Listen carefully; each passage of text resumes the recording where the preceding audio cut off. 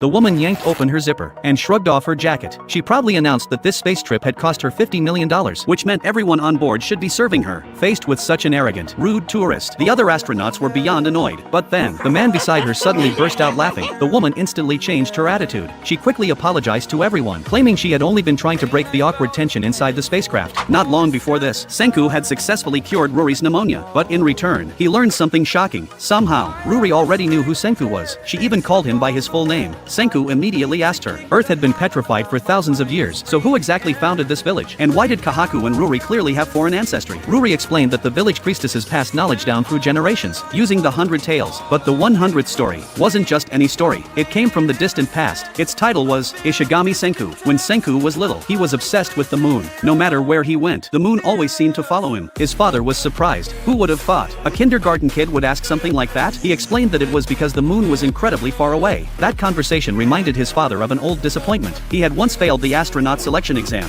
During a swimming test, his leg cramped up. Already a poor swimmer, Byakuya Ishigami didn't make the cut. Lots of people dream about space, but Senku was different. He didn't just dream. He built things. He experimented. He was completely addicted to science. Knowing his father struggled with swimming, Senku and Taiju secretly borrowed a human anatomy model for testing. Then Senku connected electrical currents to pressure points on Taiju's arm. The moment the power switched on, his hand moved by itself. Senku had figured out that electricity could stimulate specific muscles, forcing body parts to move automatically. Using that idea, he invented a custom swimming support device for his father. Before his dad could even question what was happening, Senku kicked him straight into the water. To his shock, his body began moving on its own, performing a perfect breaststroke motion. Byakuya felt deeply moved. Because all of Senku's effort, he had noticed every bit of it, so he trained harder than ever. At the astronaut candidate exam venue, Byakuya proudly told everyone about Senku. 5 years later, Senku's father finally became an astronaut, boarding the Soyuz spacecraft. Before launch, Byakuya grabbed the live broadcast microphone to say goodbye to his son, and just like that, the Soyuz launched toward the stars, leaving Senku behind on Earth. Then, 3,700 years later, Senku finally learned the truth. The person who founded the village was none other than his own father, Byakuya Ishigami.